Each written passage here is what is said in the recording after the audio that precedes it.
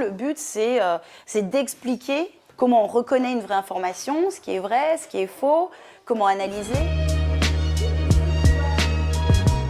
On voit une camionnette qui nous regarde comme ça, qui nous guette. Camionnette avec oui, des je yeux. vous promets. Est-ce que oui. Moi, je mens pas. Je vous jure qu'on a vu la camionnette nous regarder. Ils ont attrapé des Roumains qui étaient à l'hôtel de Honnay. Ils ont ouvert la camionnette et il y avait des enfants et des organes. Même c'est la police nationale qui l'a dit.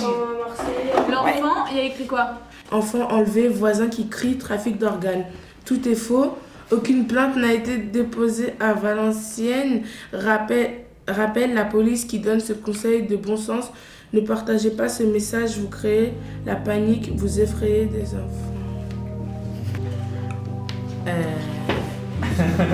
lequel? Non mais en fait je pensais que c'était vrai moi. Mais il y a plein de gens, hein.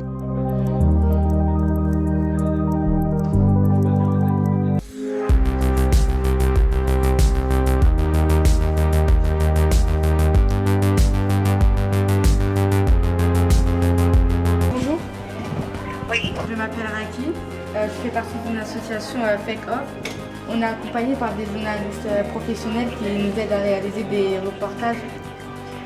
Merci, au revoir. Le but de ces ateliers, c'est un peu le deuxième temps des fake news, c'est-à-dire on leur a montré ce que c'est une fake news, comment c'est construit.